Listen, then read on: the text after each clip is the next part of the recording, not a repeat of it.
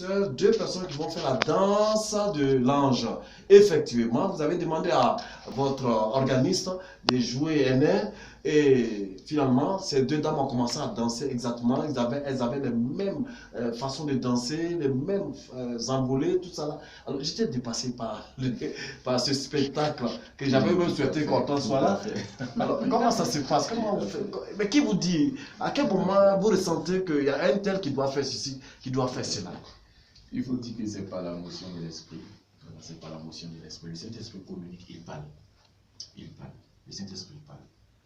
Et dans les exercices spirituels que nous nous donnons pour préparer ces gens de temps, on se dispose réellement à demander à Dieu qu'est-ce qu'il veut faire, Seigneur. Qu'est-ce que tu veux faire pour ton peuple au cours de cette retraite?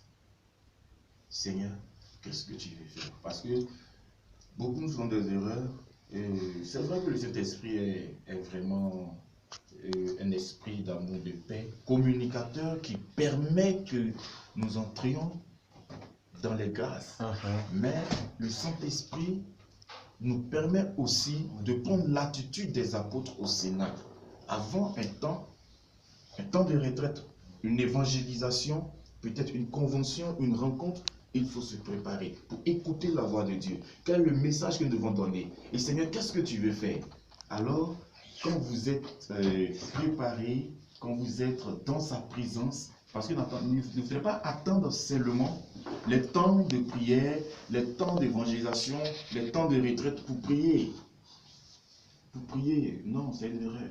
C'est de manière permanente. Et là, dans cette préparation-là, nous recevons un peu, je peux dire un peu, je dis un peu parce que c'est normal, un peu ce que le Seigneur veut faire.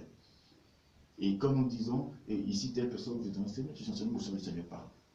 Il me dit qu'en telle personne, je fais telle chose avec la personne. Si je veux guérir la personne, passer par... Et vous l'attendez audiblement?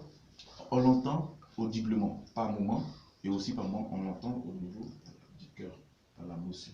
Je sens fortement à l'intérieur de moi qu'il veut agir dans la vie de cette personne. Et automatiquement, si je prends dans un discernement que la voix persiste, automatiquement, sur le moment, je peux dire, ici, le Seigneur me marque de dire à cette personne que voici. C'est possible. Et vous arrivez à vous tromper? Oui, on se trompe.